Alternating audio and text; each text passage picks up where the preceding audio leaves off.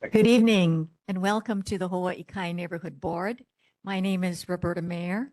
I represent Subdistrict 10, and I'm going to ask the board members to introduce themselves, starting at my far right with Herb. Please start. We got more firemen here than we got board members. Anyway, my name is Herb Schreiner. I'm Subdistrict 6, which is the back of Kamiluiki Valley. Hi, I'm Tiffany Donnelly, member at large. Robbie Allen, Subdistrict 2, Kuapa Island, Spinnaker. I'm Greg Knutson at large. This fellow is Anson Wu. He is our neighborhood assistant. Johanna Ward, Subdistrict 3, Hahaioni Valley. We also have 4 board members who are participating online, so I'm going to ask them to say hello. I'll call them out. Sam Wolf.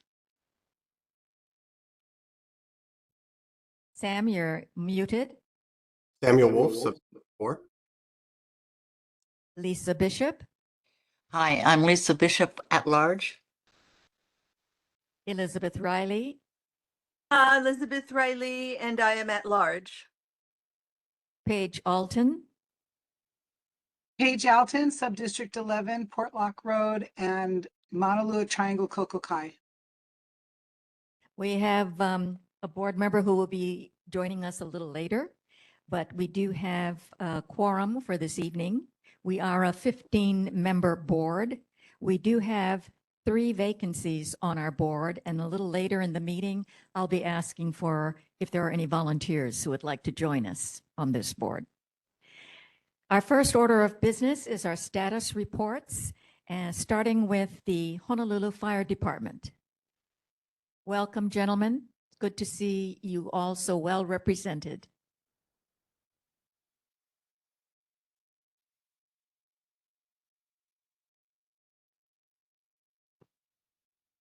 Hello, good evening. My name is Jesse Bright. I am with the Honolulu Fire Department at the Hawaiʻi Fire Station. The statistics provided below, or that I'm about to read, are the confirmed number of incidents in this geographical area from the previous month. If you have any questions before or after, I'll give you this email right now, and after if there's any questions if you want it again. But you can visit fire.honolulu.gov. And like I said, if you need that repeated, fire.honolulu.gov. You can visit the news and info tab. And on there, if you want any special requests from incidents that have happened, there is a place where you can click on that says requests and go on from there. If there's any further questions, you can contact HFD NHB at honolulu.gov. So these are the incident statistics for September 2025. We had 1 structure fire and 9 activated alarms with no fire. The emergencies we had were 88 medical emergencies, 1 motor vehicle collision with a pedestrian, 2 motor vehicle crash collisions, 2 mountain rescues, 1 ocean rescue, and 1 hazardous material incident. The safety tip is seasonal decorations. So with the holiday season just around the corner, consider fire-resistant, non-combustible decorations. Choose only Underwriters Laboratory-approved electrical decorations and follow manufacturer's instructions for installation and load. Some tips are to use lights that are in good repair. Always turn off lights before leaving your home or going to bed. Do not overload power strips, surge protectors, and extension cords. And never leave candles unattended. Secure lighters and matches out of reach from children. That's all I have. Are there any questions? Any questions for the Honolulu Fire Department? Yes, Greg? During the red alert with the dry conditions and high winds, does the fire department does it cruise around and check certain areas to make sure that they stay unlit? No, we're extra cautious. We know the hazards that are present. But as far as driving around and stuff, we're always keeping a watchful eye when we are around. But as far as like extra surveillances or anything, no. Yeah, Yeah. my question is kind of prompted by, during the alert, I was walking down Kaiwi Park, scenic shoreline, and there were people gathering wood for a bonfire, Mm. which did tell them not a good idea. I think they actually went ahead. I think it's probably illegal at any time, but especially during the red alert. And they were actually assembling it in a very windy spot. It did get, I mean, the alert itself was kind of pulled back that evening, but still it didn't seem like a good idea. Yeah, if you see that. Yeah. Whenever we're on the road, we are looking for hazards. We are in conjunction with HECO and stuff when these red flag alerts. We can notify through our chain of command that these alerts are in place. But if you see something like that, best you can do, we can educate them, right? It's not a good idea. So if you do see that and you feel like you need a call, Yeah, and I did talk to him, but I didn't Yeah. formally report it. yeah, so we don't purposely go out and look for enforcement, or we don't do none of that. Oh, thank you. Thank you for your time. Thank you very much for your report.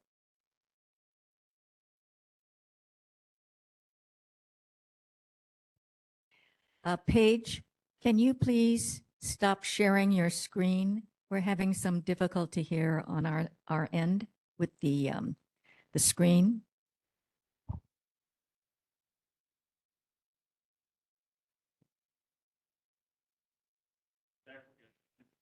Thank you very much, Paige. We're okay. Next on our agenda is the Honolulu Police Department. They are online.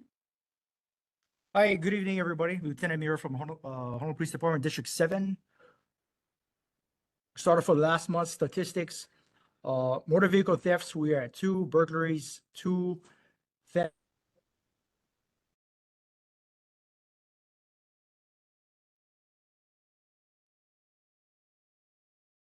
F6 are treated to motor vehicles. Halloween coming up this week. So the tips we have is Halloween safety tips, tips for trick-or-treaters, plan costumes that are bright and reflective, or by adding reflective tape or striping, secure emergency identification, name, address, phone number discreetly within costumes or on a bracelet.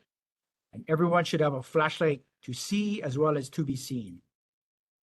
Tips for parents, know who your children will be with and have their parents' contact numbers. Young children should be accompanied by an adult.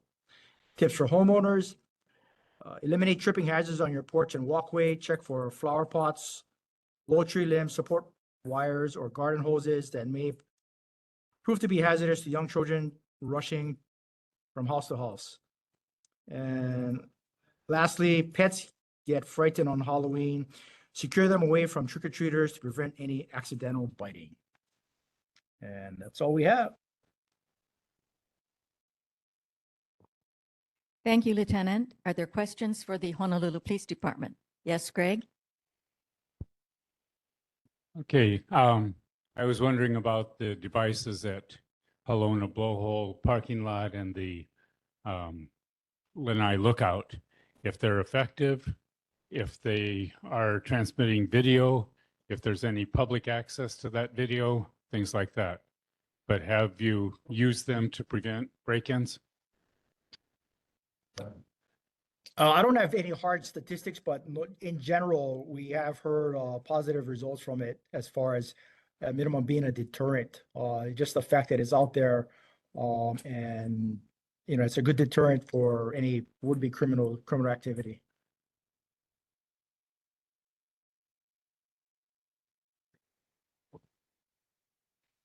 Any other questions for the Honolulu Police Department?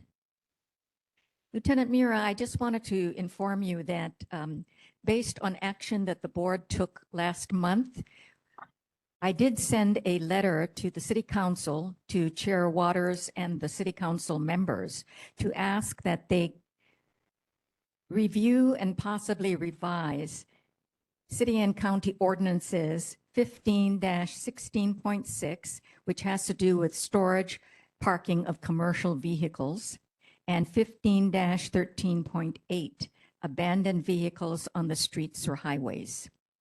I did send it to the chief's office, and I did send a copy to Lieutenant Nakamura because I had his email address. I do not have your email address. Otherwise, I would send a copy of this letter to you as well. If you're Okay. able to email me, I can send it to you on a return email. But Okay. just to let you, okay, thank you.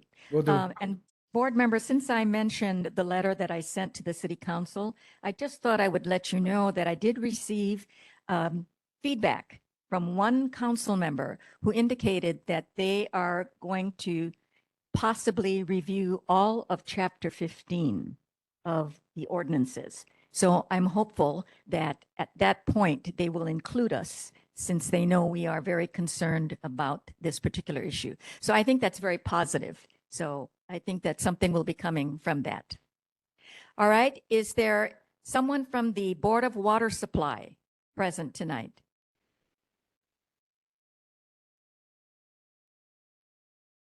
I don't see anybody online, and Iris Oda is not present tonight. So we're going to be moving on to the Kaiser Complex Schools.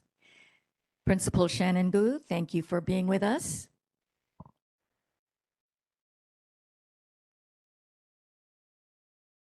Good evening, board. Thank you for letting me present. I'd like to share some pretty big events and news coming around the Kaiser Complex of Schools. First off, Kaiser High School. Kaiser High School's Performing and Visual Arts Complex. They have executed a contract which is awarded to WRNS Studio to begin planning, designing the Kaiser High Performing and Visual Arts Complex. The first step is site survey. So KN Surveying was subcontracted to do the work. Surveying began yesterday, so that's great news. There should be no disruptions to classroom instruction and educational activities. So it's going full speed. Also, Kaiser High School is making its way and doing what they can for world peace. They are hosting 314 students and 14 teachers from Hokkaido, Sapporo International and Technological High School. And that started today. And so they'll be doing some exchange with them. Also, Aloha in Action Day coming up April 11th, so save the date. Also, Earth Day Festival, April 17th. I just want to share a little bit about what New Valley Middle School is doing and offering after-school activities, clubs, and sports. It's a pretty impressive amount, and I'm just so overwhelmed. They have over 50 things that kids can sign up for, and this contributes to a student's strong sense of belonging with the school and the community.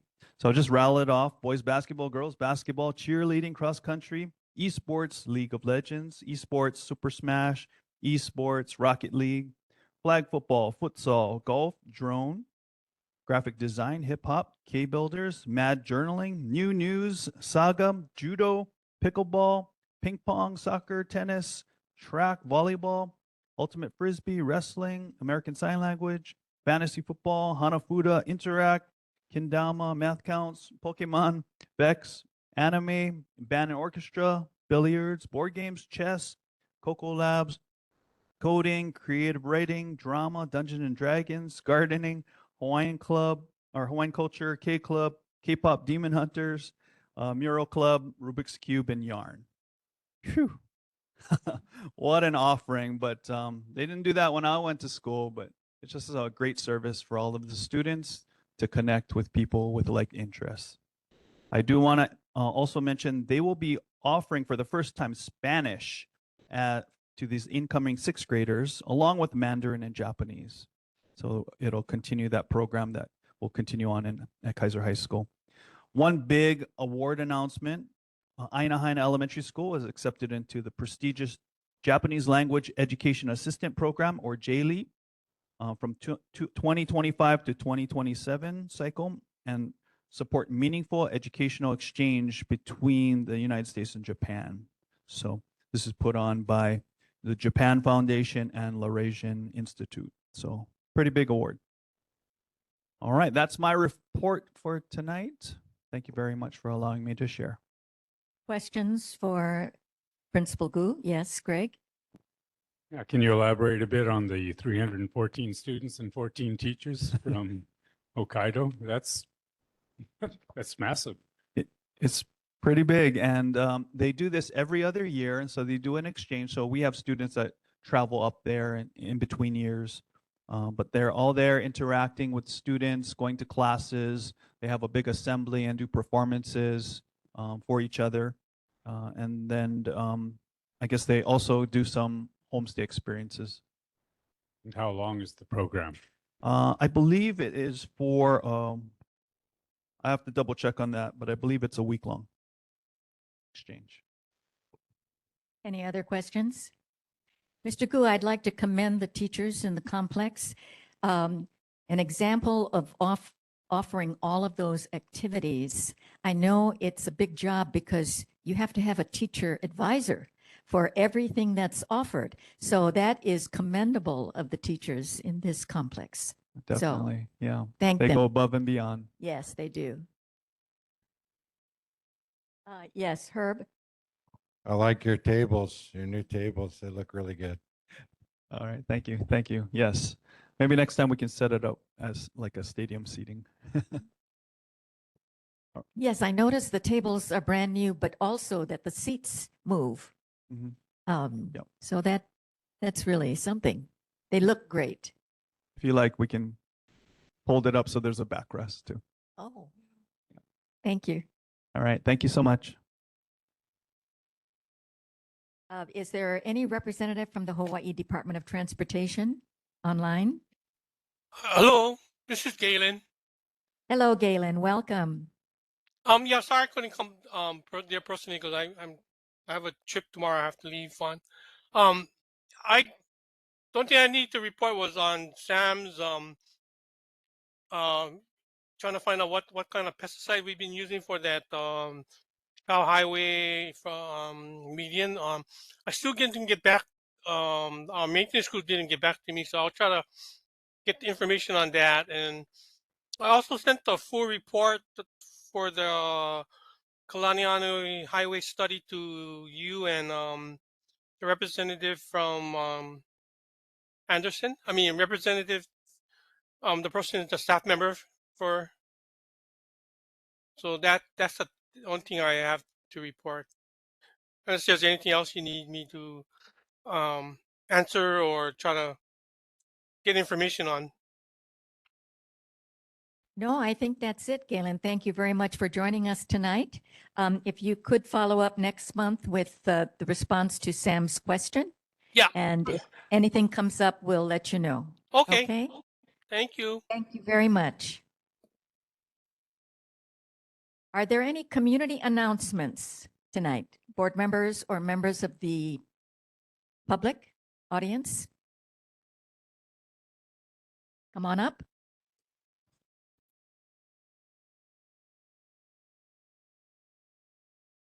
Good evening, everybody. My name is Oscar Ramirez. I am here with HARD, Hawaiʻi Advocates for Responsible Development, just to provide an update, monthly update of our progress that we made thus far. We continue to collect signatures. I know Tom is here, ready to sign people up if anybody hasn't signed, and definitely to continue to promote the effort that we are putting forth. Like I shared last month, we're still looking for, obviously, always for volunteers and people to help out. We get it. It's the holiday season coming up. But we're not going to slow down with our progress and the efforts we're putting forth. And we always invite people to participate and provide their input and visit our website and the QR code that we have if you have not seen it. And the website is hahaioneadvocates.com. And always welcome to feedback and input. Thank you very much. Thank you, Oscar. Elizabeth, go ahead. Yes, just a couple of things about Hawaii and Kiavava wetland. For those that are familiar, holly that we have, you'll notice that the roof has lost a lot of palm fronds. The holly is going to be repaired. It's a teachable moment, and we have this scheduled for early December. So FYI on that. And in addition, I wanted to mention that we're still working with the CRB response team regarding the coconut rhinoceros beetle. and we still have educational outreach that we're doing about it. But specifically for that site, we have over 37 coconut trees, plus the Niu Grove that's protected. And right now what we're doing is looking for a little funding so that we can get netting, so we could start implementing practices to protect the trees from the CRB. So for anybody that's interested and wants to know more about that, give us an email or via the lhkh.org website. Again, it's lhkh.org website. Thanks ever so much. Any other community announcements? Come on up. Hi, my name is Tom Cooper. First, I support Oscar's work and am here to take signatures, but I'm speaking in an informal way. My wife and I are the ones who always deliver goodies to the policemen, the firemen, and many others on Thanksgiving and Christmas because they can't be with their families. If you know of anyone else who would welcome that kind of surprise visitation, my email is twcooper@comcast.net. That's twcooper@comcast.net. Obviously, we don't want to deliver on private property if we're not welcome, or people who are already doing what they wish to do on those holidays.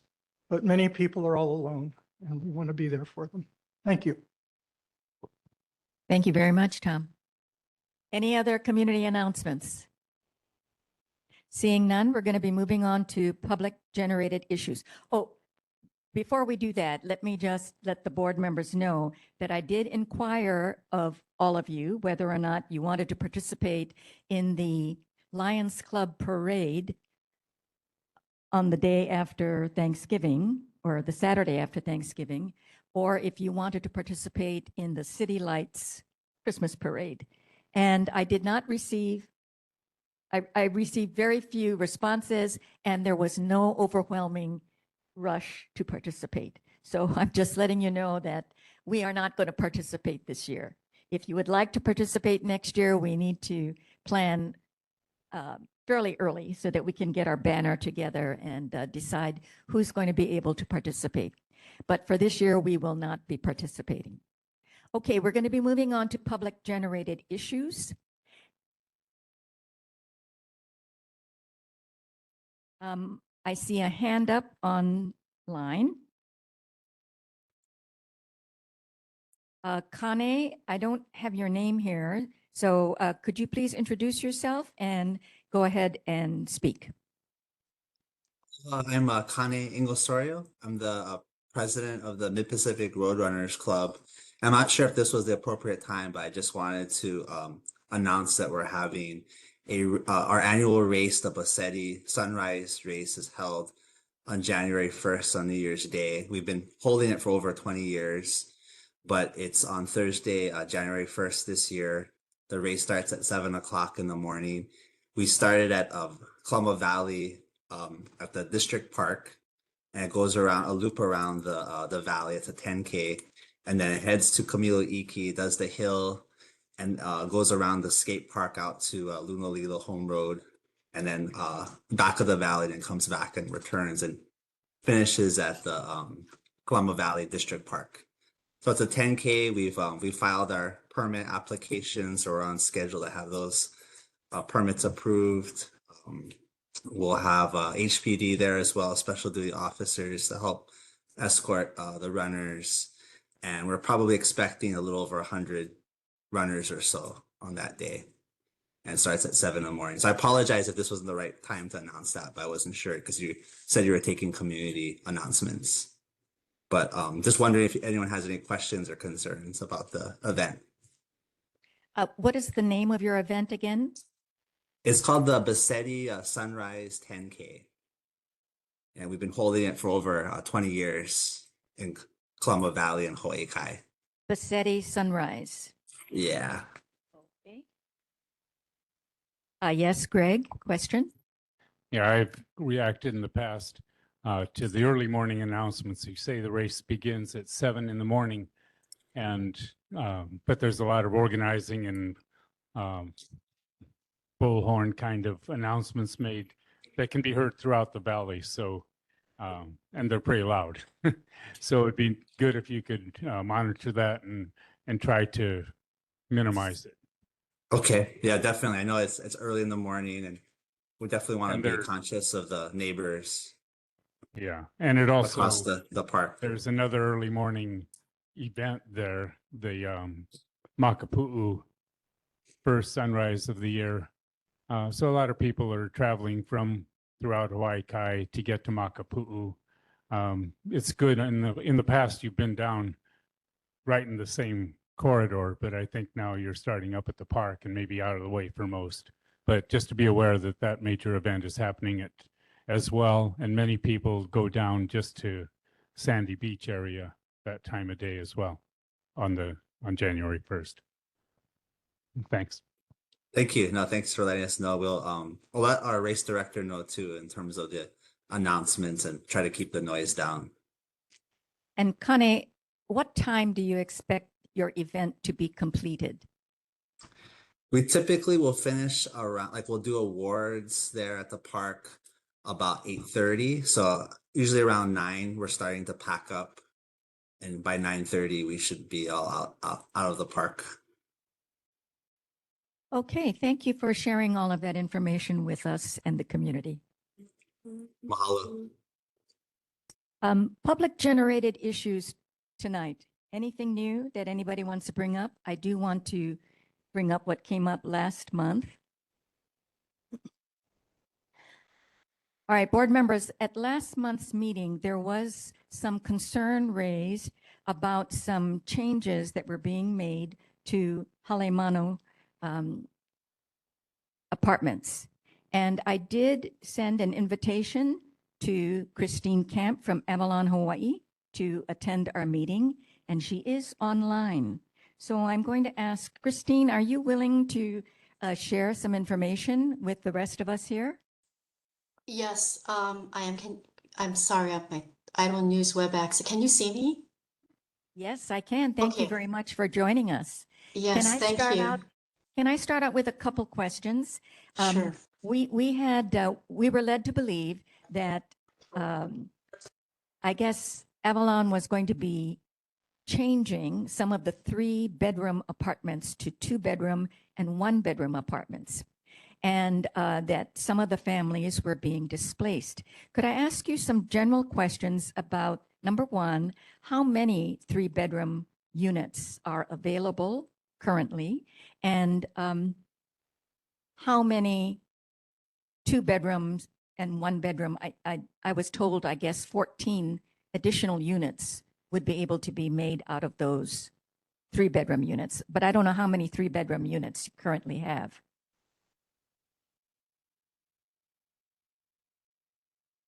I can't hear you. You're muted. May I share with you 3 slides so that I can actually share with you what we are doing? Yes, that would be helpful. Okay, so I'm gonna, You can share your screen. okay, so can you see the screen? Is that big enough? We can't see it right now. Okay, can you see that? Yes, it's coming on. Yes. Okay, perfect. So we actually received our permit for converting the units we have 56 units. In the past, we had 16 3-bedroom, 2 baths, 12 2-bedroom with a den with 2 baths, 28 1-bedroom and 2 baths, a total of 56. Currently, we have 1 3-bedroom, 2 baths, 15 2-bedroom, 1 bath, 28 the same, 1 bedroom, 1 den, and 2 baths, and 12 1-bedroom, 1 den plus 1 bath. And I'm making a point about the 1 den, and 27 studios. So a total of 83. Why am I doing this? And I want to share with you. This is kind of our design. Old can you see this? On the left, you can see that this is 2 bathrooms. And so you can see 2 bathrooms, the green area, and then the kitchen. Then you can see there's a room, and it's called a room. So we call it a den with a closet. because it doesn't have a window. And then for the master bedroom, it's a bedroom because it's a window, and then the living room.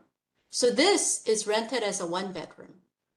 And we're continuing to rent them as one bedrooms with one bedroom rents. And I'll share with you what the rents are so that you can understand what I'm doing.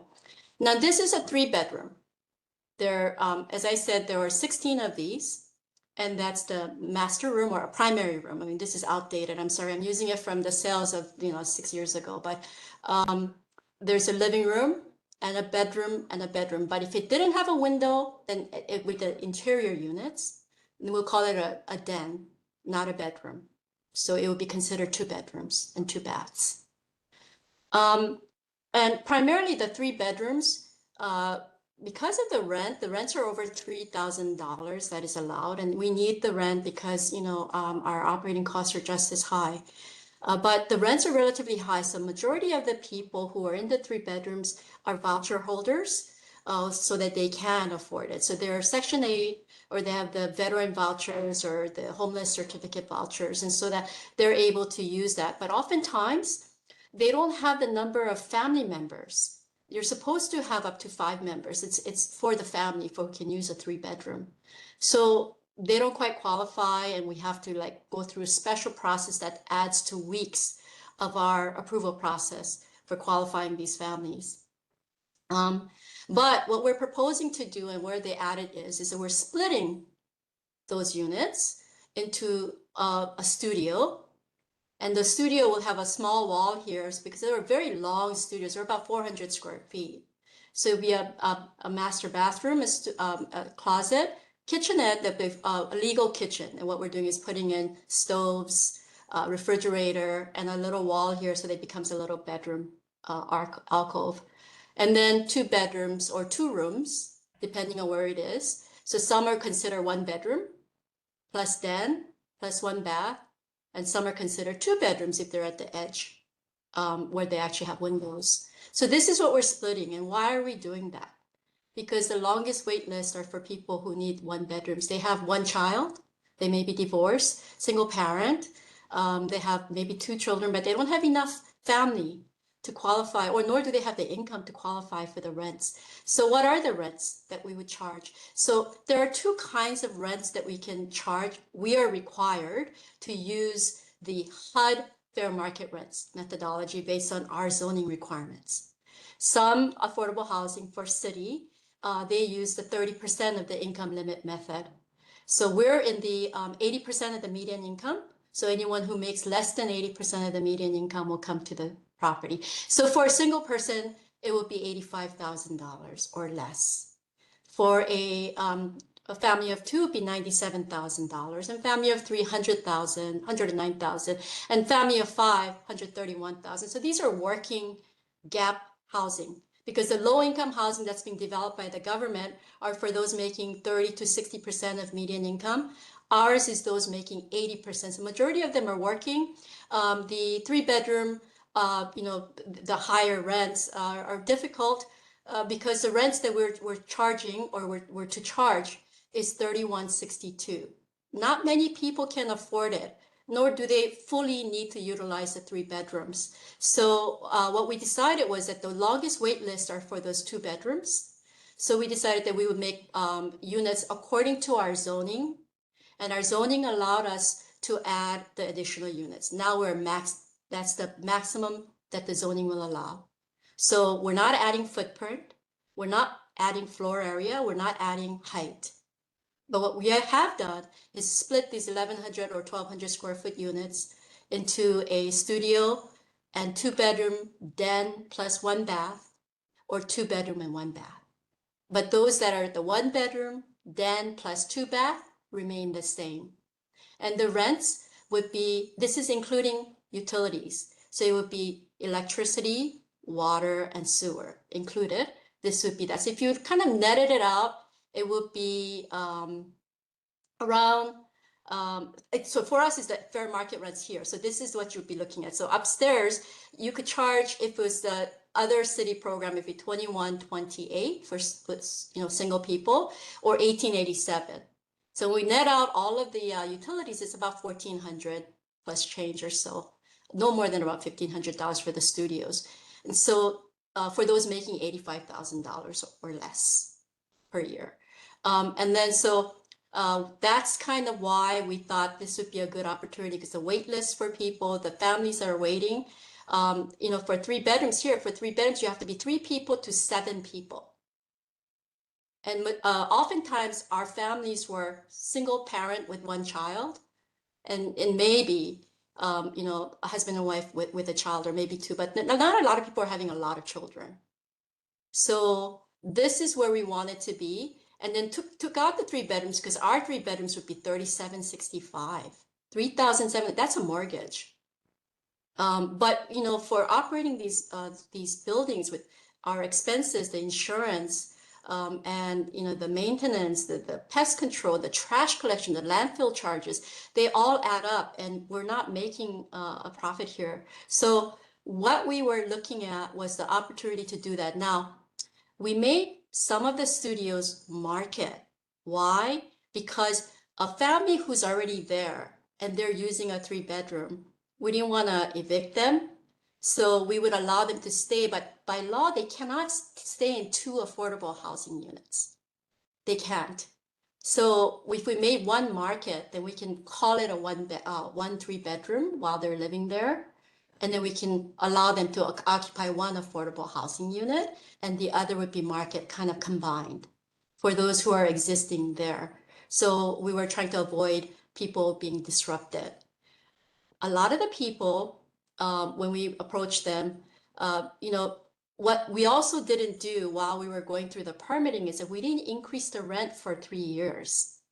So we were catching up because of the insurance cost increases that were pretty significant. Our units are condominiums, even though it's a building, affordable housing, and it's singly owned by one entity, Halimanu LLC, because they're developed as condominiums. Individual units are condos.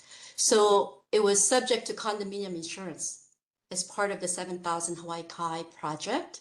So it had a huge insurance increase and a lot of other costs, you know, just inflation. For the minimum wages for people have gone up, and we have services at the property and what have you.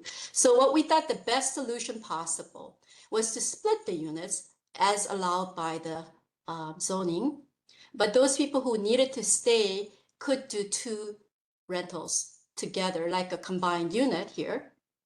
They can rent this as 1 unit, but they would only take up 1 affordable unit and 1 market unit for us, and so we'll do 1 lease for them. So that's what we've done. But some people decided to move out because we had to increase the rent from, you know, the last time we increased rent for some people was 2022. Some we didn't increase the rent since 2023.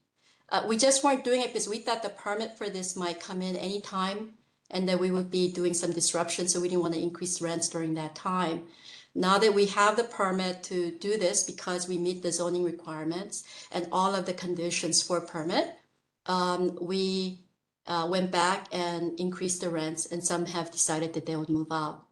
But the others, we've relocated them to here. You know, some people who have Section 8 vouchers who are living here. So majority of the 3 bedroom occupants were Section 8 vouchers, or as I said, they have some sort of a voucher that can support their rent. You know, they can go anywhere with that Section 8 to the extent that there are landlords who would accept them. So those they are there, we're working with them. If they didn't want to be here, we were providing units that were available. We manage some units at Hale Kalai, which is a condominium.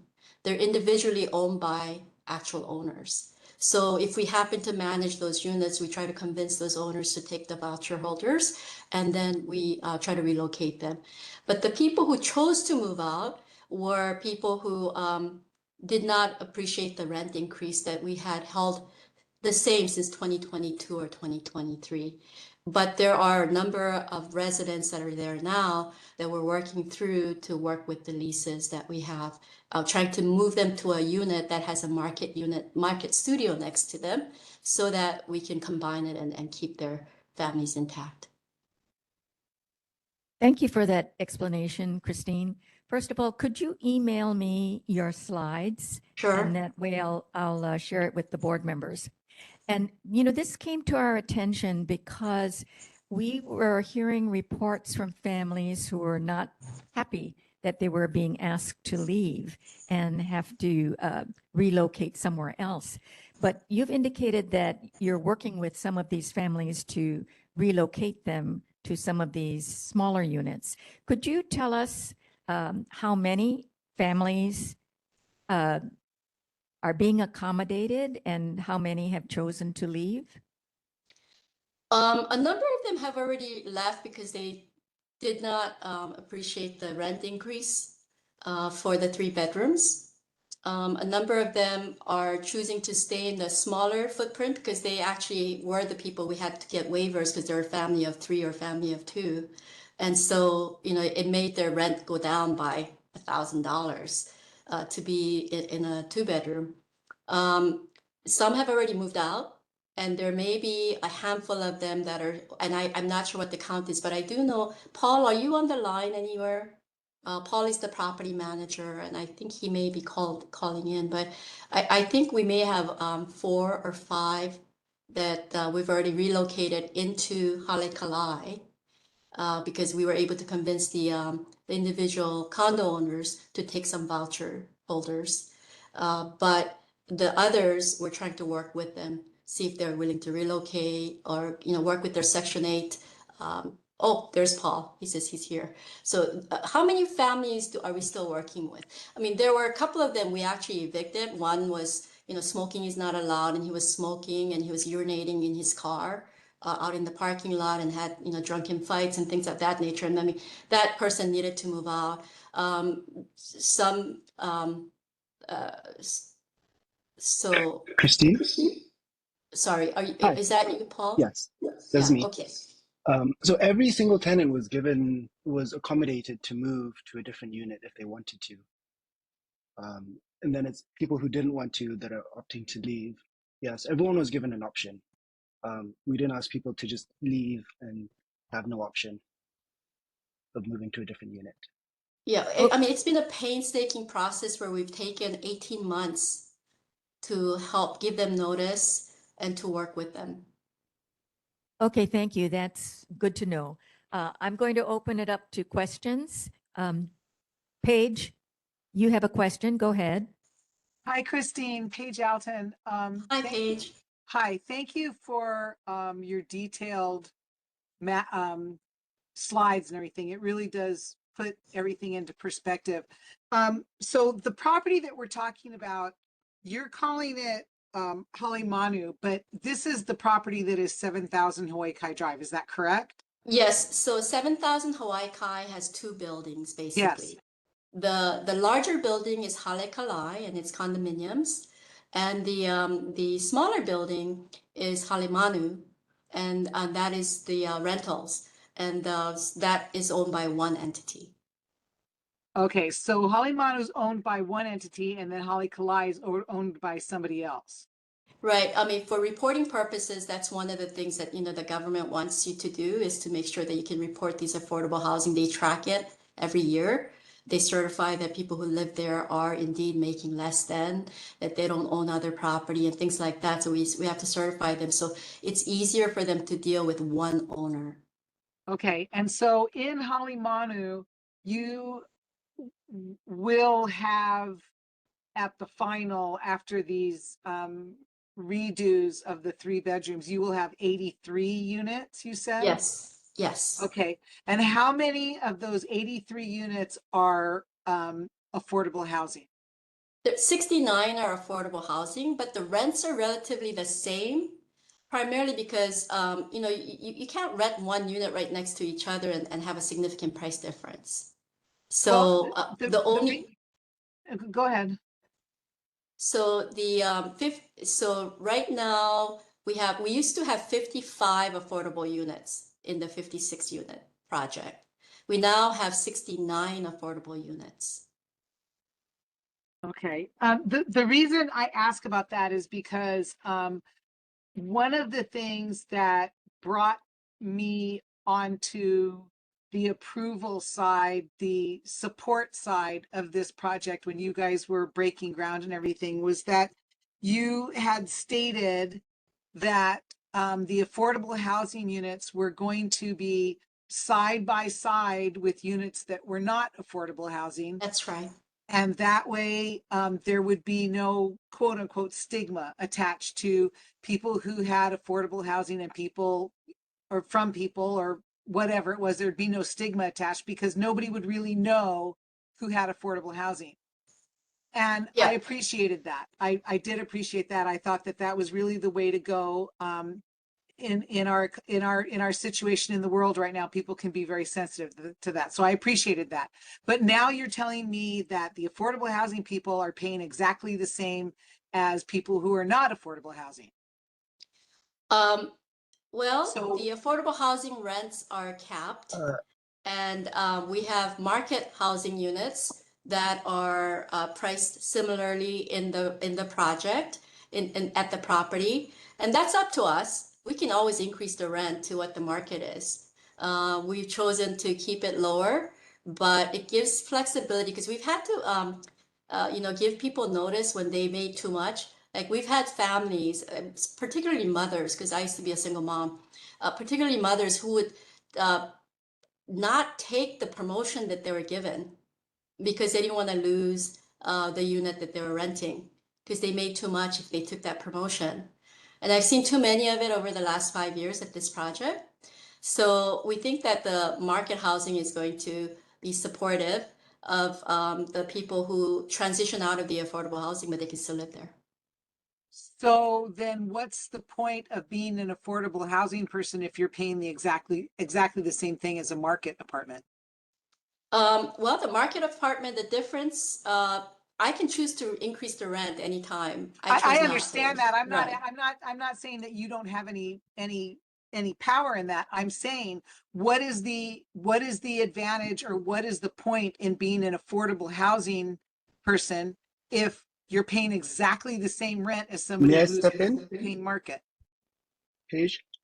Yes. So the rents are not exactly the same, of course. The affordable housing is still below Yes, it's still below below, the but market let rate. me address this, Paul. Sure. Paige, I don't know what your point is. If you're saying that I'm just affordable asking. people should be paid less, No, I can't charge them any less. This is the lowest we can go. I didn't ask that. You were the one who said that the rents are the same. So my thing is why say it's affordable housing and it's market if everybody's paying the same price? And now Paul is saying that they're not the same price. So there's no point. It's just a question. Paige, I'm not trying to. I'm not arguing with you, but Yeah, I'm just saying that we're keeping the rents as low as we can. Okay. The ones that the rents are the same, but the market housing, they pay for their own utilities. Okay. Affordable, they don't pay for their utilities. Okay. Thank you. That's a clarification. I appreciate that. Thank you. Thank you. Are there any other questions for Christine? I don't see any, Christine. I want to thank you very much for joining us this evening to clarify this. We were very, very concerned that there were families in our community that were being displaced, without any other options. So I'm glad to see that you're trying to work with the families and help them to relocate. So if you could send me your slides, I'll share that with the board. And thank you again very much for being willing to come in to clarify all of the talk that we had heard. Thank you for the opportunity. All right. Thanks, Christine. Are there any other public generated issues? Seeing none, we're going to be moving on to our first presentation tonight, which is the Hawaii Energy Empower Grant, Small Business and Nonprofit Program Overview. And our presenter is Sophia Summers. She's an energy advisor with Hawaii Energy and Lidos Proprietary. Sophia, go ahead.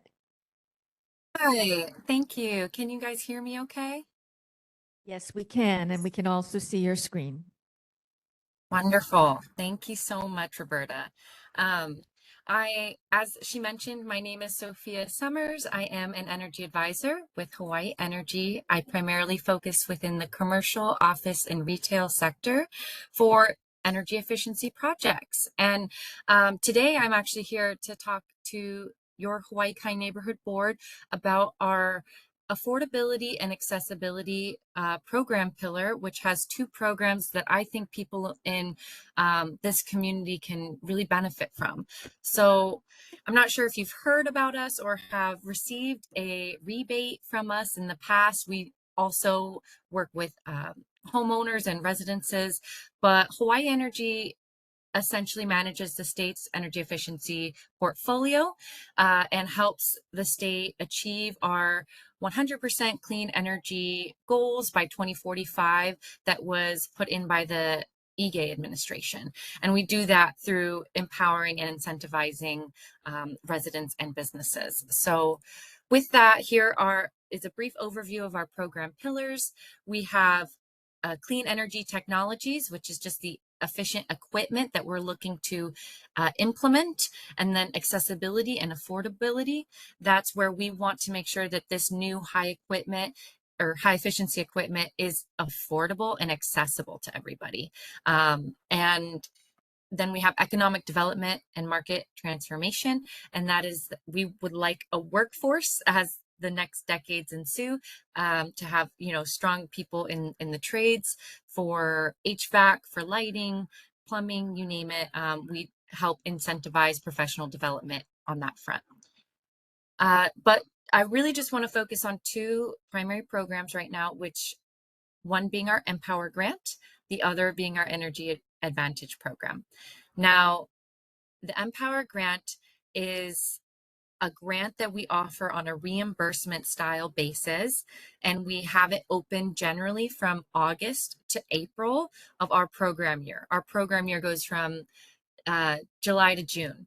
And with that, we ask that small businesses, places of worship, any charitable organizations, or small businesses that are on a HECO rate schedule G account, or they're under 5,000 square foot, they could easily apply for this grant if they need, to replace their AC, if they have old refrigeration that needs upgrading, if they have commercial kitchen equipment. This would be the grant that, we have in a tiered system. I'll show you that in upcoming slides, but this is really helpful for businesses to get a quick influx of cash to help offset a major purchase. And I think we have it capped at about $6,000. And that is a reimbursement style. We do have a catch for this program and the other one, which is that we require that you use one of our clean energy allies, which basically just means that they are a local contractor that has been partnering with us. We have fully vetted them to make sure that they are licensed and insured and familiar with our program, so they can walk you through the paperwork and make it as hassle-free on your end as possible. And yeah, so as I mentioned earlier, we have a tiered approach to this. So based on the type of equipment you're looking to replace, we would give you not only that tiered rebate, but also the rebate that it applies for just without the grant. So it's a really great program, and funds are limited. We do it on a first come, first serve basis. The other program is Energy Advantage. It is predominantly our free lighting program for small businesses, and only caveats are that you got to qualify, but good news is that if you qualify for Empower grant, you qualify for Energy Advantage. And yes, we do require that you use one of our partnering contractors. And I know that some people who have had experience with our programs, might think that it could be a little tedious as far as the paperwork that we need, but really we only need 4 documents from you. And if it's a nonprofit, then 5, but we just need an application, IRS W-9 form from a business, and we need the proposal and the equipment specs that you're looking to install. That way we can verify that it meets our efficiency requirements and that the project looks good. And then once it does, we can earmark the funding for you. The contractor will perform the work and then we'll reimburse. So it's fairly simple, and we are here to help walk you through the process every step of the way.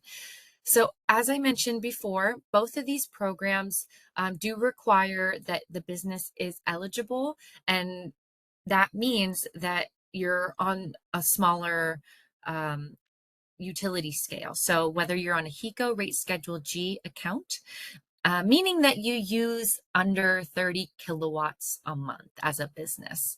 You could be on a J account, but that's what you would need to fall under. And if you don't know what you're at, no problem. You could send us your HECO bill or just shoot us your address and we'll be able to look that up for you. If you're under 5,000 square foot, you'll more than likely qualify. Any restaurant qualifies. All restaurant qualifies. Doesn't matter their size. And all charitable organizations, 501c3 nonprofits qualify.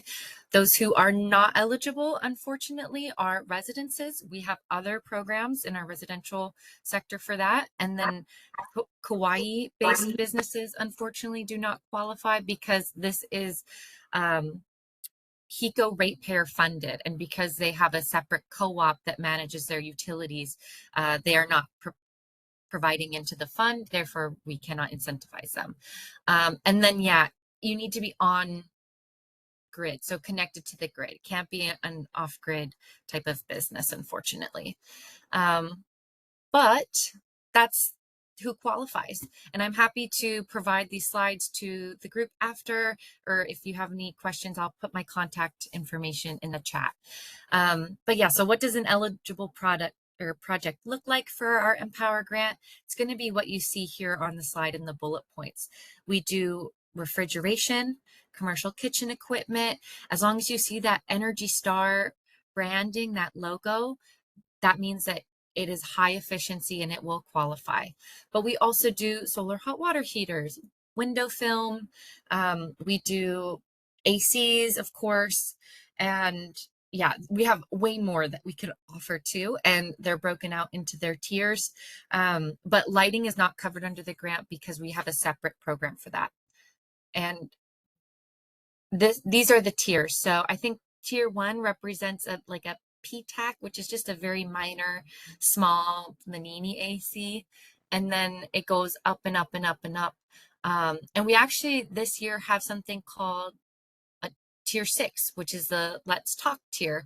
And that just means that if you have multiple things that you are needing to replace, because we can offer 2 of these grants capped at $6,000 per grant. So it's possible that a small business who needs to replace, let's say 2 rooftop package units or 2 split AC systems within their business, they could potentially qualify for up to, I think it falls under tier 4, 4,000 for the split AC systems. You can qualify for up to $8,000 to get 2 systems replaced. But you know, we're always open and we want to work with you on your specific needs within your business. So that's why always reach out to us if you have any questions at all related to equipment that you're looking to get installed. So transitioning now to our lighting program, Energy Advantage. All the same type of businesses qualify as Empower. And below in our flow chart, you'll see the process of it. So yeah, we just want to verify the eligibility of your project by looking at the specs of the equipment. Then once we give you the green light, you can reach out to a contractor, and I have a slide on where you could find that on our website. Make sure that you have a contractor that's properly vetted, fully licensed and insured. And then they'll come out for a free walkthrough and assessment of your business, provide you with a free scope of work, and you can solicit as many of those as you want. Usually we recommend 2 to 3. And then once you decide who you want to go with, you sign an estimate proposal to proceed with the work, schedule the install, the contractor will come out. And then the cool thing about this program is that the contractor eats the cost up front and we reimburse the contractor. That's how it can be free or no cost to you. The only point it would be, you would have a small copay is if you did something more than just a like-for-like replacement of old fluorescents to LEDs. Say you got fancy controls, or you had unique circumstances at your business where you couldn't have the work performed during regular business hours and they had to do overtime, or, you know what I'm saying? Like, unless there's something like that, it's generally for replacement completely free and covered, and we reimburse the contractor who fronts the cost. So that's why this is an amazing program. And because of the state's fluorescent lighting ban that is fully going into play January 1st of 2026, it's likely we will have this program for 60 days following the new year, because LEDs will now be the standard and the norm. So we won't be able to incentivize it through this program. And yeah, I cannot tell you the longevity of this, except for we're doing the best we can to keep it around as long as we can.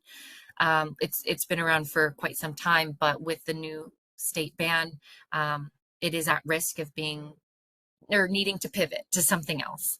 But this is where you would want to go if you are interested to connect with a contractor. We have at hawaiienergy.com/find a contractor. You can look them up by their name if you know who they are, or you can say, I'm located in Oahu. I have a business. This gives you the option of resident or business. I'm looking for a installation company. I'm looking for a distributor. I'm looking for a manufacturer, something like that. And then you say, I'm interested in HVAC, lighting, utility benchmarking, window film, things like that. It's active drop down. I just can't do it with this slide, but you press search and it'll generate all of the contractors who have partnered with us and are eligible to perform Energy Advantage or Empower. And I want to be cognizant of time here. So we do have a QR code here that can take you directly to our website.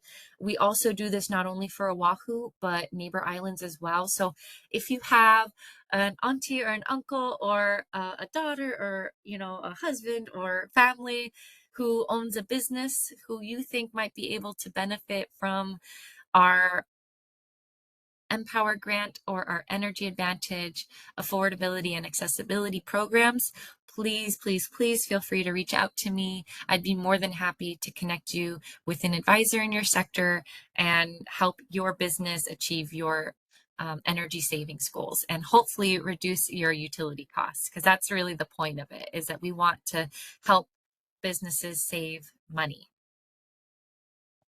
Thank you, Sophia, for all of that information. Yes, could you please send me the slides and I will send them out to the board members. Questions for our presenter? Anybody online? No questions. This is a great program. I hope that we get some takers from our community to participate. Thank you for coming out, Sophia. Appreciate it. We're going to be moving on to our second presentation. This presentation is the Exceptional Tree Program, and our presenter is Heather McMillan. She is an arborist with the Hawaii Division of Forest and Wildlife and a member of the Mayor's Arborist Advisory Committee. Heather? Aloha. Welcome. Thank you, Welcome. Chair. Is my video working? No, not yet. Okay. Let's see. I haven't yet shared my screen, but I just wondered if you could even see my video. I got some weird message from my, but let me go ahead and just share. Well, we can see you online. Okay, good. All right. That was step one. Let me try for step two. All right. Thank you so much for the opportunity to share. And thank you to everyone for hanging on. I know it's been an action-packed, information-filled meeting. And so I appreciate you all staying here to talk about one of my favorite subjects, trees. I'm here today wearing a couple hats. My day job is an urban forester with the Division of Forestry and Wildlife. I coordinate our state urban and community forestry program. I like to say we help communities grow the forest all around them. My other hat that I'm wearing tonight is as a member of the Mayor's Arborist Advisory Committee. And our primary kuleana is to support the Exceptional Tree Program, which I'm going to talk to you about this evening. A little overview of where I hope to take us this evening, a bit of a big picture overview of the program, and talk about also why trees are important. I know there's some tree lovers in the room tonight, so appreciate them. Talk a little about the criteria for getting a tree exceptionalized, what it means for the management of that tree, and then to show you some maps of exceptional trees on Oahu and in your area. So the Exceptional Tree Program is based on an act that was almost 50 years ago enacted to protect trees from improper pruning and removal. There are so many big, beautiful trees on Oahu across the state that weren't necessarily being cared for properly or being removed unnecessarily. So if you have a tree that becomes exceptionalized through this program and that's your property, you get some small tax benefit for that to help to offset the price of caring for the tree. There are over 1,400 trees across the state that have been incorporated into this program. However, many of these incredible trees are aging out. Trees are living things, and that means that they have a lifespan, they come into being, and they also finish their lives as well. So we're interested in making sure that this program is sustained. And why is this important? Because trees are good. Trees help improve our air and water quality. They make us healthier. There's research that shows that trees outside classrooms, that kids even have a view of trees, they perform better, they feel better at school, they make our community safer, cars drive slower in tree-lined streets, they promote food security, they can help economy. Importantly, trees are really critical for strengthening climate resilience and, of course, lowering temperatures. Just wanted to give you a little insight into this. Here is a map of our island. If you want to check that QR code, it'll take you to an interactive map where you can look at a number of these features. But the green is where there is tree canopy. And the red here is where there is urban heat severity. So you can see a really, converse relationship that we all intuitively know whenever we wait for the bus or are waiting for the traffic light to change, we stand in the shade. And hopefully that's thanks to a tree and not just a telephone pole. So places where there are canopy are places that are much cooler and more livable for us. So trees are important. This is a really important program, the Exceptional Tree Program, for promoting large trees. Just wanted to give you a glimpse in your neck of the woods there. At the center, that blue dot is where you're holding your meeting tonight at the Hawaiʻi Elementary School. And in that area, there is about 13% tree canopy cover, which means 13% of the area is covered by the stuff that you would see if you were a bird flying overhead, the leaves, the branches of the tree. Really, to get all the benefits of trees that I shared earlier for health, well-being, temperature reduction, reducing runoff, all that, actually 30% tree canopy cover is recommended. So there is some room to improve, not only in your neighborhood, but honestly, this is so common throughout Oahu and throughout our Pai'aina. So we want to promote tree coverage. We want to promote especially these big, beautiful, exceptional trees. So how do you get a tree exceptionalized? It has to meet some of the criteria that you see here, whether it's historic or cultural value, whether it's due to its age, is it something that's really rare? Is it something that's in a really unique location?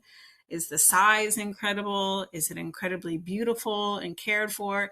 Is it an endemic species?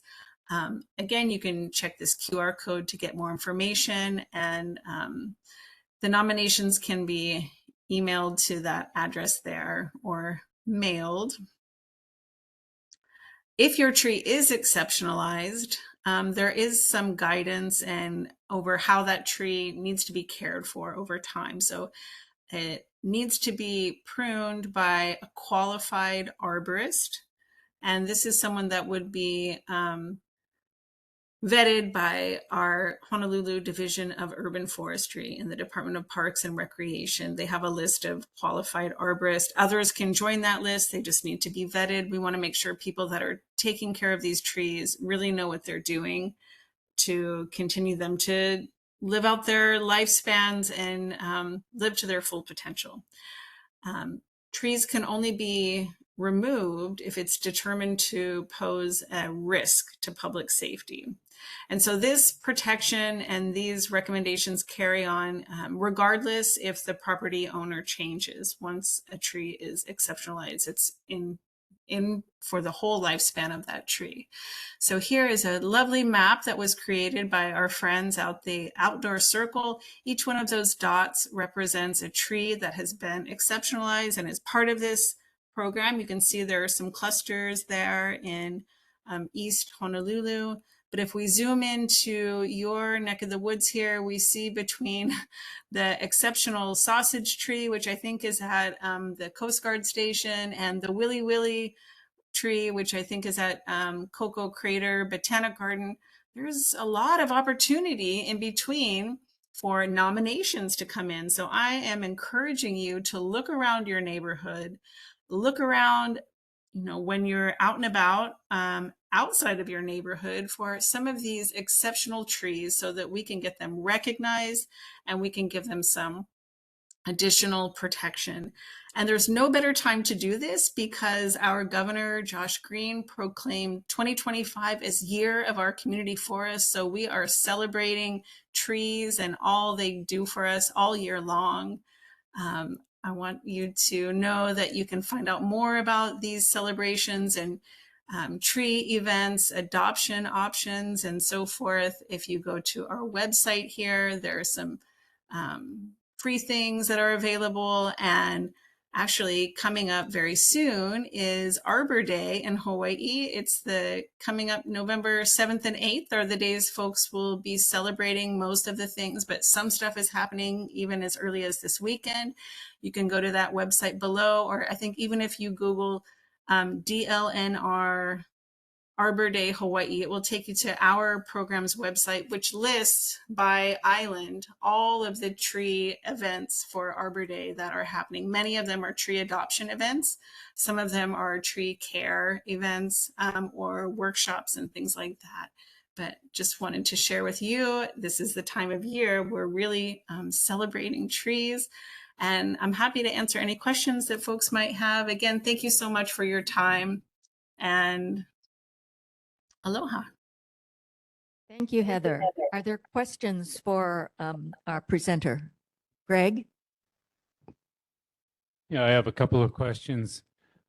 First, since you just mentioned Arbor Day, and that's here in November in Hawaii. Right. I'm from Nebraska originally, where I was founded by J. Sterling Morton down in Nebraska City, and we always celebrated it in March. How come we have November here? Well, the reason that we promote Arbor Day in November is because this is the time when the rains start, and March is the time when the temperatures start to heat up and dry out. So the best time to plant a tree is when the rains are coming. So that's why we do our thing that makes sense for us here in Hawaii. But Okay. yes, I've just always wondered about that. But anyway, yeah, your map good showed question. the lily tree in Cocoa Crater Botanical Garden as being a designated special tree. But the crater, the botanical garden, is full of special trees, including a sausage tree. And well, anyway, there are probably dozens. Yeah, it's a very special place full of But can remarkable the whole trees. park be designated as special? I mean, I only No, the entire park cannot. Tree nominations can be individual trees or they can be groves. I think that the entire garden is too big. So for example, the line of monkey pods as you approach Kapiolani Park on Pocky, that is a grove, or the monkey pods that are on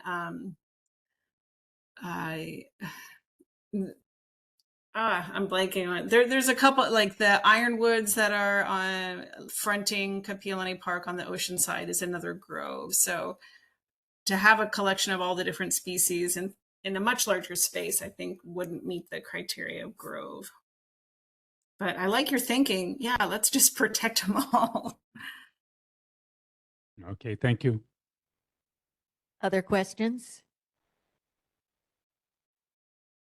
I might just mention that the advocates for HARD, Hawaiʻi Residents for Responsible Development, have indicated that the canopy in that area at the James property is something that is notable.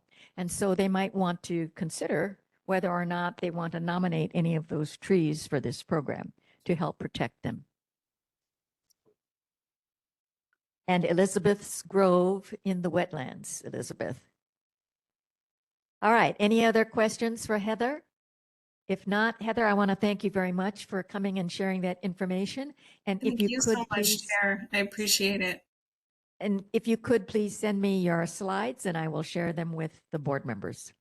It would be my pleasure. Thank you. All right, thank you so much.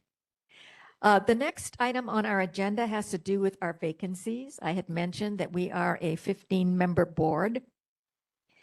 Currently, we have 12 of our seats that are filled and 3 vacancies. We have a vacancy in Subdistrict 1, which is at the entrance of Hawaiʻi Kai, and Subdistrict 7, which is Kalama Valley, and Subdistrict 8, which is called Lunalilo Park, Makai. Are there any members who are here who would like to be considered for an appointment to fill one of these vacancies? I don't see any, so perhaps next month we'll have a volunteer. Board members, also next month we can take a look at this again, and if these positions remain vacant, we could take action as we did last term to ask the Neighborhood Commission office if we could temporarily convert these sub-district seats to at-large seats, because there may be members of our community who do not live in these specific areas, but who would be willing to join us on the board. So I'll bring this up next month. Next on our agenda are our officials' reports, starting with Mayor Rick Blangiardi's representative, Amy Asselby. Welcome, Amy. Aloha, Chair, Mayor, and all the neighborhood board members. I do not have any follow-up questions from the last meeting, but I did want to share one news release that I think most of the board members should have had a chance to see this week, which is that the Cocoa Head Shooting Complex Metallic Silhouette Range is reopening on Saturday, November 1st. And that range is available on Saturdays and Sundays only from 8 to 4 on a first come, first serve basis. So that is the extent of the information that I have to share with the board, and I would welcome any questions that board members or other folks may have. Thank you, Amy.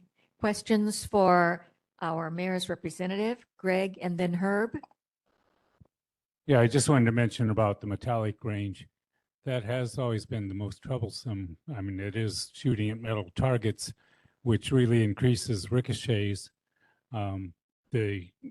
I took a glance at it today and I didn't see a whole lot of berm improvement.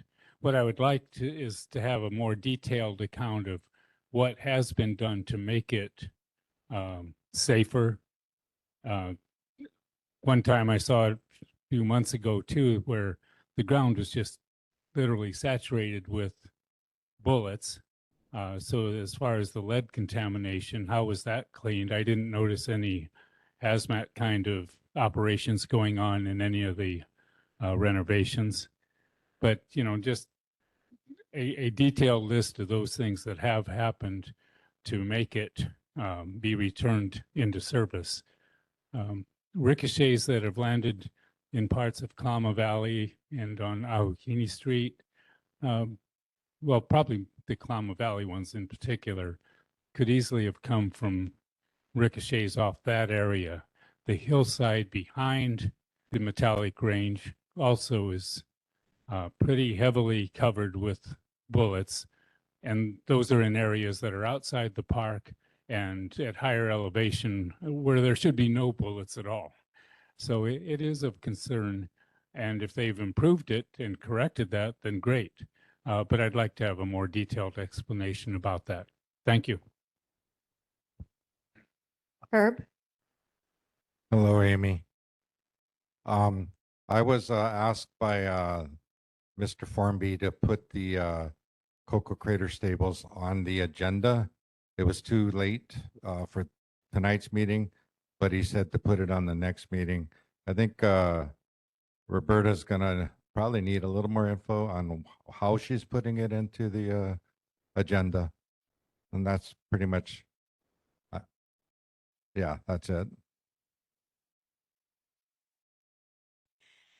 Amy, it could be part of your report for Okay.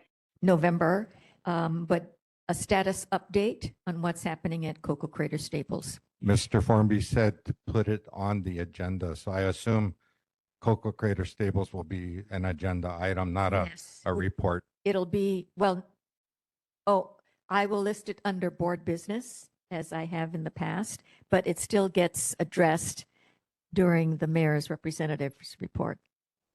And Amy, I'd like to concur with Greg's request. You know, the shooting range was closed, I believe it was September of 2022. I'm not sure of the date, but it would be nice to know for the entire community and the board, all of the improvements that have been made prior to its being fully operational. And I understand with this last silhouette target section that the entire complex is now open and available for use. So if you could provide a little bit more detail on all that's happened. Thank you. I can do that. Sure. Thanks. Any other questions for the mayor's representative? Nothing online? All right.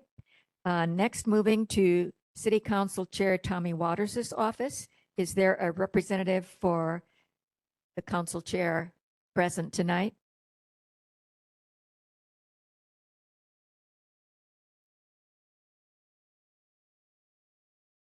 I don't see anybody.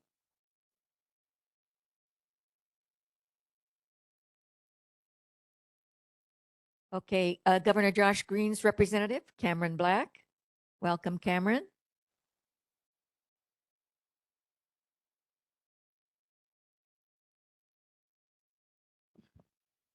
Good evening, Chair. Thank you, board members, members of the community. Aloha. Cameron Black from the Hawaiʻi State Energy Office on behalf of Governor Green's office here tonight. I wanted to first thank you for featuring the Hawaiʻi energy programs. Like I mentioned, I worked in the energy office, and I would encourage any folks out there, business owners, as you stated, Chair, to take a look at these programs to really see if they could make a difference for you in replacing possibly some of your older, less efficient, more expensive appliances. But it doesn't hurt to at least take a look to see if one of these programs might work for you. So I'd encourage you folks to do that. I also wanted to thank you for featuring DOFA talking about the CHI program. I think it's great to hear as well. So thank you. Outstanding items from last meeting. The first one being the conditions to the land swap between the HHL and Kamehameha schools regarding that triangular sort of shaped parcel across from the post office as you come over the bridge from Camilo Iki side. It's on your right side. Some of you, I'm sure all of you have come across it. So the condition between the Department of Hawaiian Homelands and Kamehameha Schools in the land acquisition for that lot is that the parcel be used for residential use only. The HHL intends to utilize the parcel for residential purposes to address Oahu's residential waitlist needs. Any plans for the parcel will focus on fitting into the existing neighborhood and providing a quality place for Native Hawaiians to call home. Due diligence for this acquisition is underway. You can go to DHHL's website and there's a scroll down under current projects. You can search them by island and you can find this project on there now and it'll provide you more details about what the plan is for the parcel. But that website is quite informative for all of the DHHL housing projects that are being proposed right now, again, on that website. So if you go to their homepage, you can scroll down from current projects.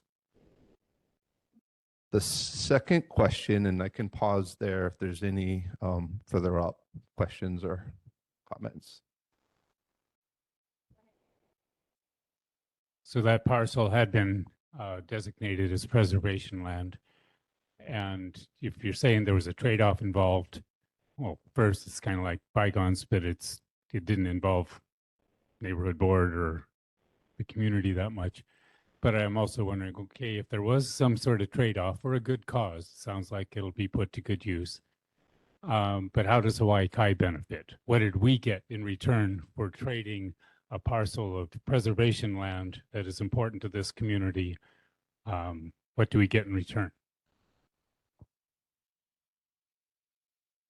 I'm going to have to get back to you with an answer on that because I don't want to speak for Department of Hawaiian Homelands.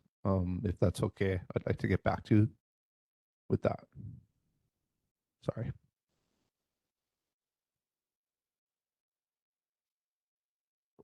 Okay, so you can go on to your second item.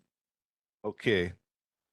The second one was what happens to state lands that get burned by wildfire, and is there a process or policy to reforest with local trees or shrubs? So I didn't talk to all of the state departments that own land, but I did reach out to DOFA, which is the main state department that's in charge of fire protection and fire. It's the state fire, forestry and wildlife fire service. And they said historically there were not funds to reforest areas post-fire. However, with additional funds from the legislature over the last 2 years, DOFA has been able to implement reforestation projects on DOFA forested lands that were burned using native trees and shrubs. So at least for DOFA lands, DOFA is the division of Department of Land and Natural Resources. Those lands were reforested with native shrubs and trees when they were burned.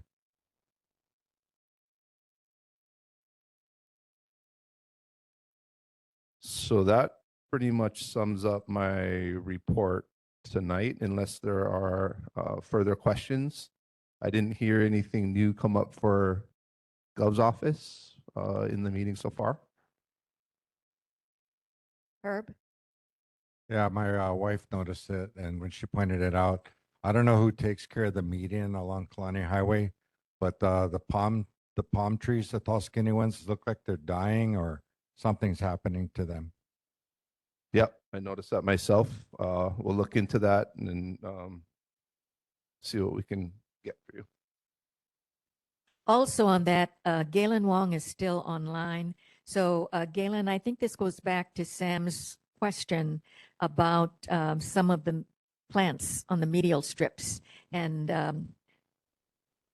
keeping them in good condition. Okay.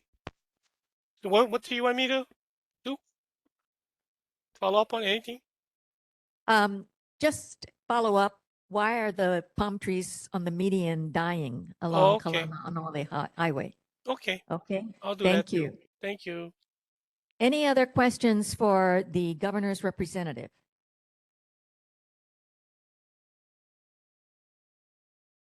All right. Oh, I see a hand. Elizabeth, go ahead.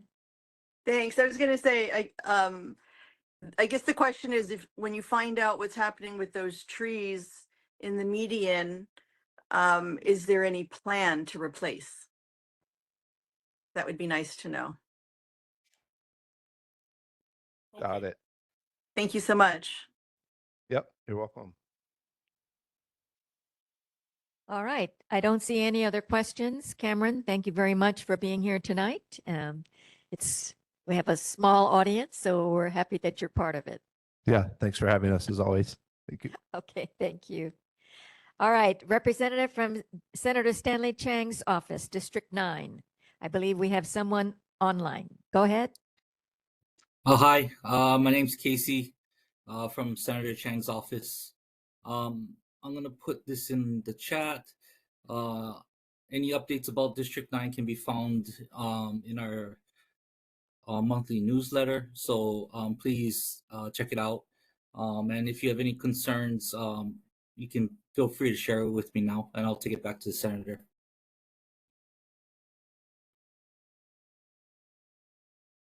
Casey, were you present when we had that whole discussion about the changes occurring at Halemanu Apartments? No, I was not. Halemanu?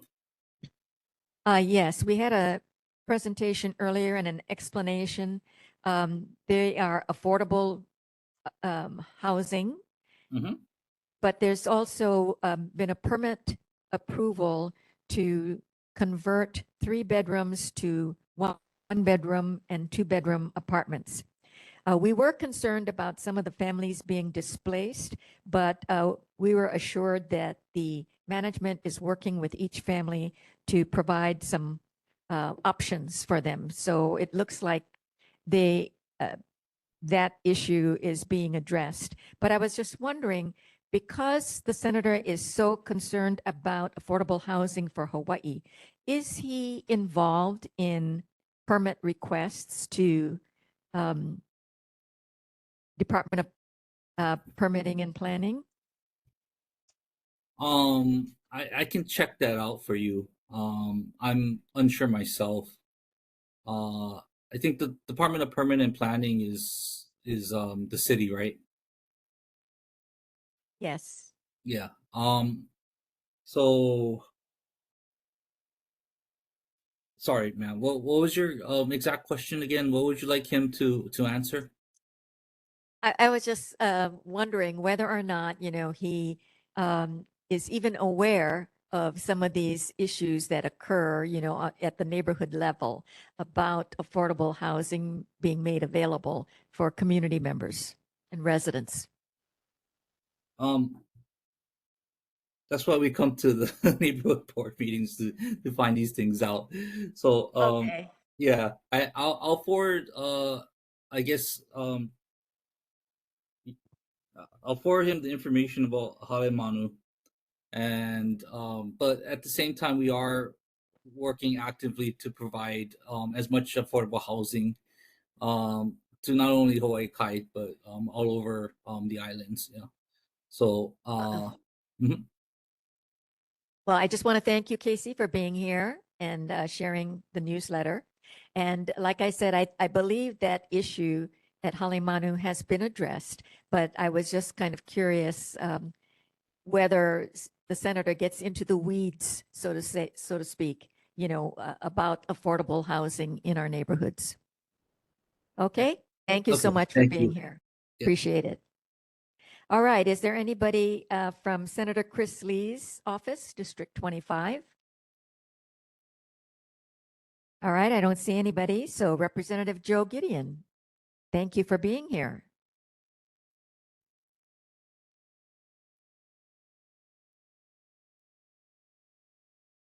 Ladies and gentlemen of the neighborhood board and everybody in the audience, aloha. It's great to see you. Before I go into my report, I just wanted to give a quick recognition to our Hawaii Kai Fire Department. I was driving home from the airport on Sunday night and saw that there was some small operation going on, and I stopped by. Apparently, there was a stranded boater out past the reef, and I was just impressed on how well they all work together and were able to bring the boater safely. So it's not often that we hear a lot of the good things. A lot of times we're hearing, bad reports in the news from, regarding our first responders. So I want to give recognition where recognition is due. Thank you to our Hawaii Fire Department, our local crew out here. Oh, you know what? 1 second.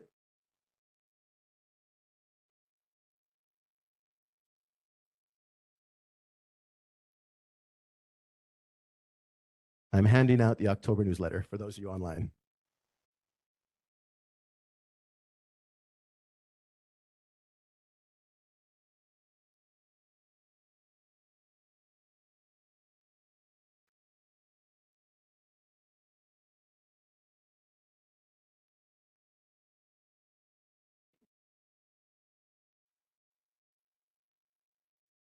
Okay. As reported last month, all emergency sirens are now operational. Paige, are you online by chance? I want to get confirmation to make sure that, I think she may have left the meeting. okay. Well, after speaking with Haima, they said all of this should be online. While I still do encourage people to sign up for the HNL alert, I downloaded the app. It's a bit clunky and can drain the battery pretty quick. So my recommendation would be signing up for the text alerts. You can text HNL alert to 888-777. And from there, you can customize any of your settings on the website, which is hnlalert.gov. We had our first Let's Talk Story session, which is basically restarting the beer summits that Rep. Ward used to do. Our first guest was Jim Kelly from Hawaiian Electric. We had a great turnout. Robbie, thank you for being there. We had about almost 30 people show up. It was held at Savan, which is a co-working/event spot just downstairs from Roy's in Hawaii Kai Town Center. He went over a lot of the things he did in the town hall back in July. Proud to report no major outages. Hawaiian Electric and DLNR is working together to keep the trees cleared up on top of the ko'olau.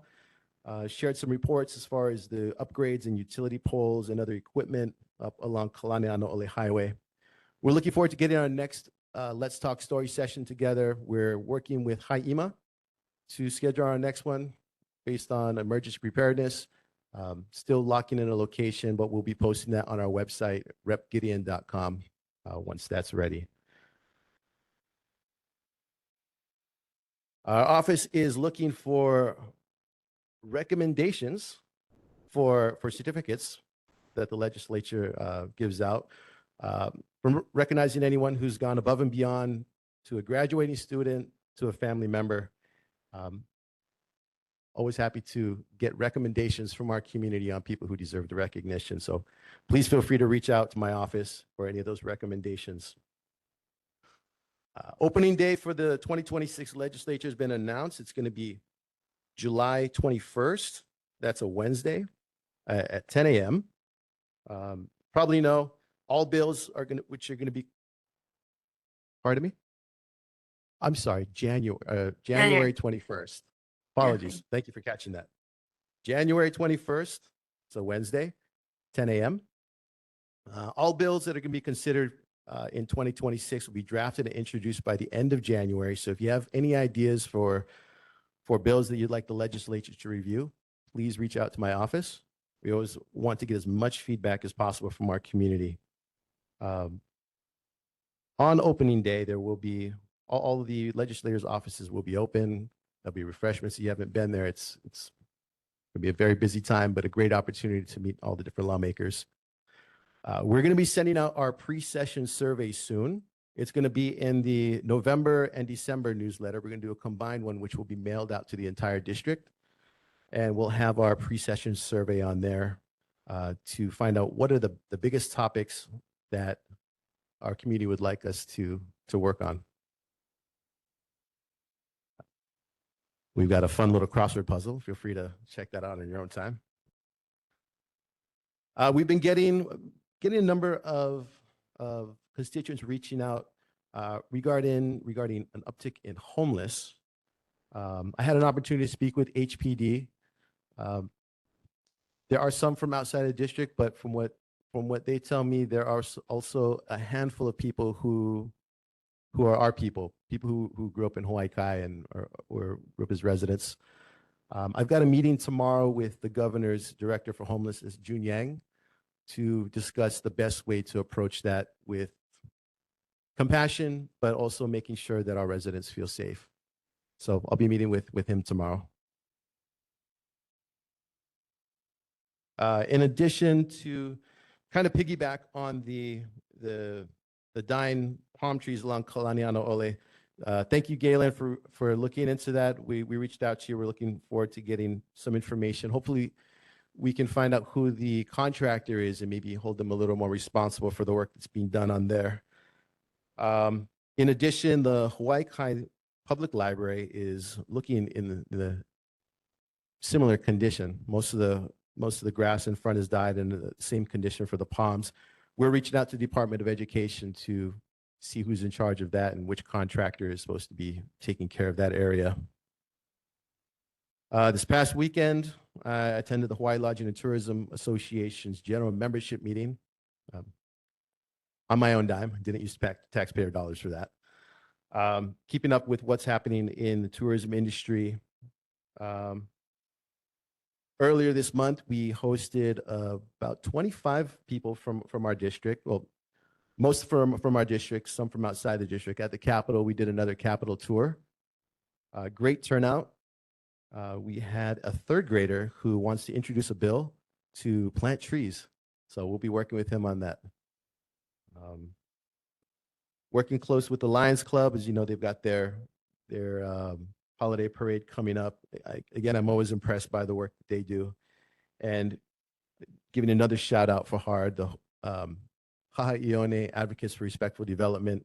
Their link is also on our website. Feel free to sign up for their petition as well. Any questions? Any questions for the representative? No questions, Representative. Thank you very much for being here with us this evening. Absolutely. I do have certificates for those that were not at the last board meeting. All Would right. now be an appropriate time to hand them out? Sure, you can hand them out.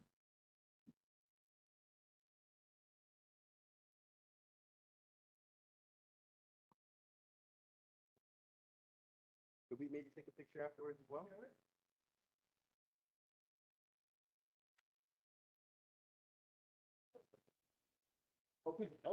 I am blood.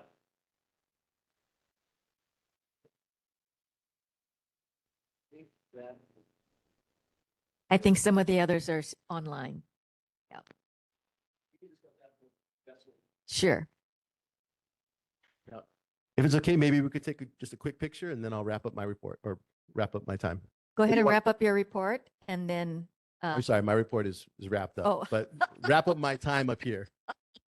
Okay. Okay. Can You we do it get now, it? you want to do it after?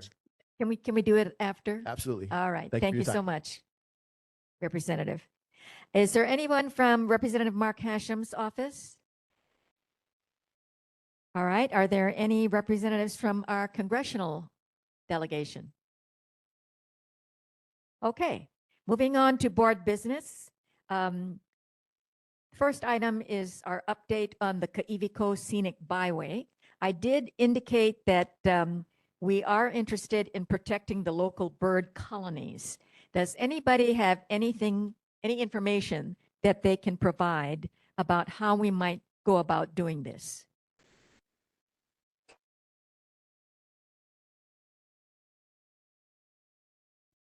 Nobody at this time? Perhaps we'll have more information at our next meeting. I know at last month's meeting, there was a professor of Verhorth or Verworth or something like that that was mentioned. I don't know if there's, if someone knows how to do an outreach to this particular person or whether anybody has any ideas about how we might protect the birds at the Makapu'u outlook. No? Robbie? Oh. Okay, Sam? Go ahead. Hi, Chair. Yeah, so I've spoken to the professor shortly after the incident happened and invited him to speak at our meeting. However, that was when the tsunami occurred. So I can reach back out to him, or if you'd like, I can provide you with the contact information of his. But I do think getting his insight from a scientist who works closely with these bird colonies to determine appropriate way to protect the endangered birds would be good, but also taking into account what other counties have done to prevent the cat colonies, which are largely attributed to killing these endangered birds. What these other counties have done to prevent those colonies in these areas, such as a public property feeding ban. Okay, Sam, I think that would be very helpful. If you could send me the contact information for the professor, I'll invite him to maybe share with us what action we might be able to take to protect the native birds in our area along the coastline. For those of you who are not aware, there was a report made at last month's meeting that there was a colony of about 21 local birds that had been slaughtered. And it's suspected that they may have been killed by feral cats. We're not sure, but we certainly want to do whatever might be possible to protect them. I believe these birds nest on the ground, and so they are susceptible to marauding animals. So if you'll send me his contact information, I'll invite him to share some ideas with us and his perspectives of what we might be able to do. Thank you so much. Any other update? Yes, Greg? Well, on that, I'm not aware of nesting bird colonies within the Makapu'u area, the Kaibi shoreline area. But if there is such verification, I would like to know that. It's not like Kaina Point where, yes, it's quite evident that that's a nesting area. So I can understand where there could be suspicion that maybe some feral cats could have been involved. But let's explore other options as well, because again, I'm not aware of any area where there's nesting birds. There was an article, I think, while you were vacationing. So I'll see if I can find it and forward it to you. Okay, thank you. Okay. Or Sam, if you've got access to that article, I think it was in Civil Beat, if you could forward it to the rest of the board members. Any other updates on the Kaiwi Coast? All right, moving on. Are there any updates on our Kamilo Nui Valley agriculture and the farm lots? Nothing to add tonight, but we'll keep this on so that we can continue to monitor what's happening there. Okay, there are no board committee reports. So moving on to approval of the regular meeting minutes for September 30. They were distributed along with the agenda. Are there any suggested revisions for the meeting minutes? One correction to the Hawaiʻi residents for respectful development. So we will correct that, but seeing no others, the minutes will be approved as amended. Thank you very much. Any other board announcements before we move to closing announcements? Seeing none, the next regular meeting of the Hawaii Kai Neighborhood Board is on Tuesday, November 25th. Oh, excuse me.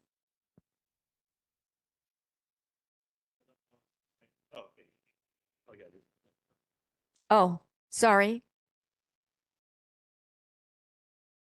Next board meeting is on Tuesday, November 25th at 7 p.m. at the Hahaiʻi Elementary School cafeteria and on WebEx. The Hawaii Kai Neighborhood Board regular meetings are cablecast on Olelo Channel 49 on the second Monday of the following month at 9 p.m. and repeating on that month's third Friday at 7 a.m. Videos of past meetings can also be seen online at the OleloNet website or at the Honolulu.gov Neighborhood Commission Office website. I want to thank all of you for joining us this evening. We'll see you next month. Have a great month. Meeting is adjourned.